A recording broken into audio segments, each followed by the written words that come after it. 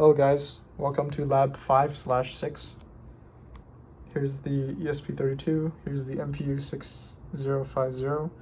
I have them both grounded. I have the 3-volt output to VN, supplying voltage to the MPU. And then I have the SDA pins on either of them. Our SDA pin is connected to the SDA pin on the ESP32, and then the SCL pin on the MPU is connected to pin 14. So those are my hardware connections. So here's the ThingSpeak server channel, that I've been using to test everything. And sensor state is either 1 or 0.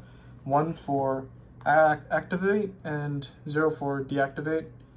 And so the Piazza said it was okay to do that, as opposed to just having activate and deactivate. Here's my IFTTT, my applets. This is 3 of them, because I can't do 2 anymore. So these 2 are the one for activate and deactivate, and then this is the one that actually sends a notification to my phone. Anyways, so some preliminary things. I have the threshold values set here in meters per second squared, 1, 1, and 10, just because you gotta kind of account for gravity in this one. And then this is MPU 6050.py, so I also got this from Piazza. In order to make everything work well, interface well with MicroPython, this file is necessary. And I did some modifications for the acceleration values, in which I divided them by 16,384 and then multiplied by 9.8, which is gravity. This should give us better raw value in a unit that actually makes sense, instead of just like the raw values, which is meters per second squared. Anyways, so if I run it, I first connect to the internet,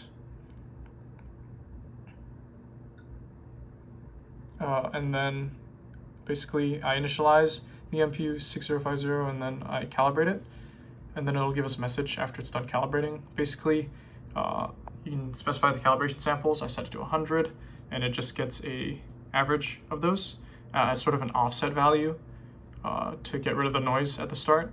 And then basically afterwards, it modifies each one of those 3 acceleration values to it subtracts the offset value to accommodate for that.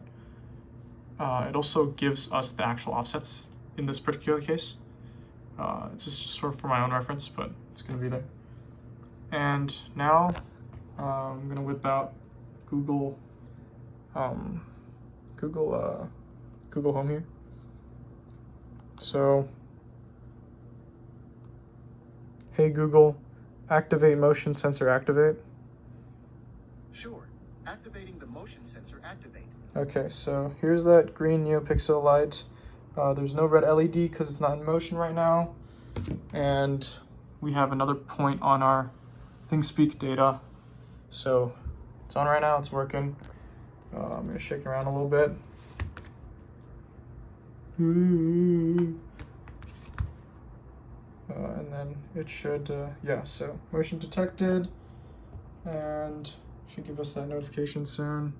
There we go. It payload includes the X, Y, and Z acceleration values, and currently I have the hardware timer hitting every 30 seconds as specified, and I also have the motion check every 4 seconds. I thought that would be appropriate.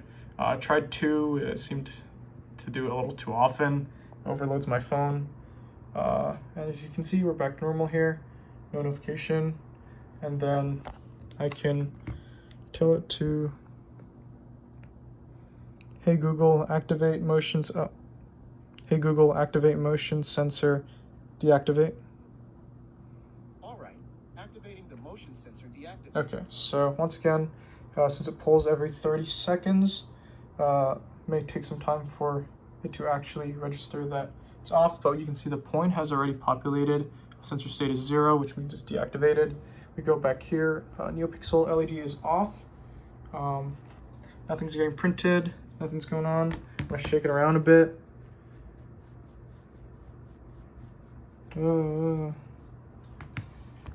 There's no light turning on here. I don't have a new notification. All I have is the initial notification. So I have the applets turned on notification-wise, like physically on my phone settings, so I can see when it actually runs. So first applet run, motion detection, notification, and then second applet run. There's no actual motion detection thing. Anyways, yeah, so it turns everything off. And yeah, I think that covered everything in lab. I also described the same thing on my README. Okay, thank you.